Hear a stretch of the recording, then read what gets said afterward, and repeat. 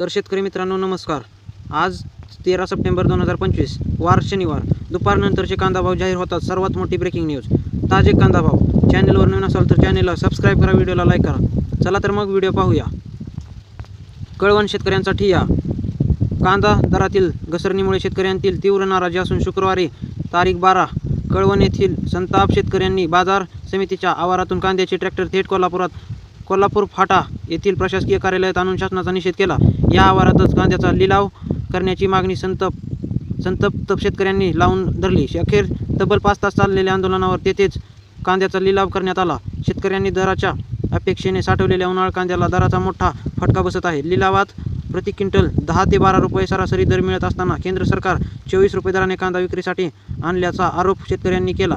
त्यामुळे शेतकऱ्यांकडील कांदा जोपर्यंत संपत नाही तोपर्यंत नाफेड NCCFला बाजारात कांदा विक्रीचा परवानगी देऊ नये अशी मागणी शेतकऱ्यांनी यावेळी केली. कांदा उत्पादक शेतकरी संघटनेचे अध्यक्ष विलास रौदळ, रमेश बछाव, काशीनाथ गुब्बाळ, रामा पाटील, विनोद खैरनार, शशी हिरे यांनी मनोगत व्यक्त करत कांदा उत्पादकांच्या प्रशासनापुढे संताप व्यक्त केला.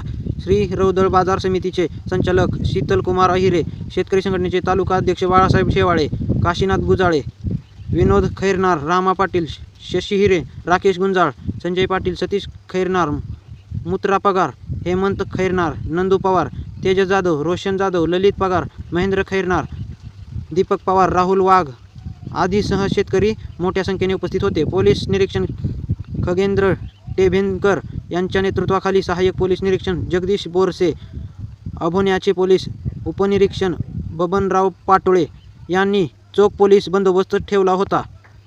शासकीय कार्यालयाच्या आवारातच आलेल्या सर्व कांद्याचा लिलाव कर, अन्यथा येथून एकही ट्रॅक्टर हलणार नाही अशी भूमिका शेतकऱ्यांनी घेतली होती.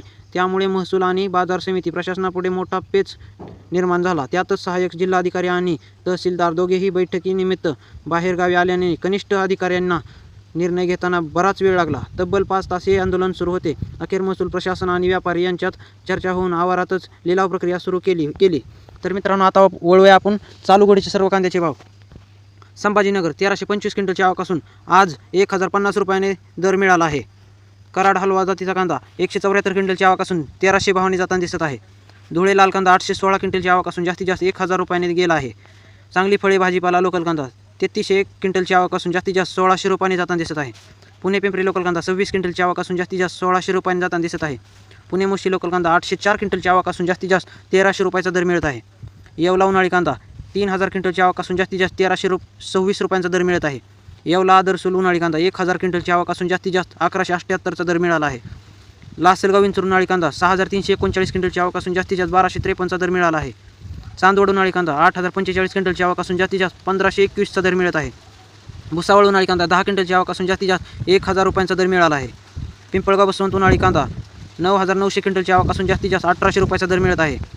मनमाड उन्हाळी कांदा 600 क्विंटलची आवक असून जास्तीत जास्त 1380चा दर मिळत आहे. तर मित्रांनो, हे झाले आजचे दुपारनंतरचे चालू घडीचे सर्व कांद्याचे भाव. व्हिडिओ आवडल्यास लाईक, शेअर, सबस्क्राईब नक्की करा. धन्यवाद.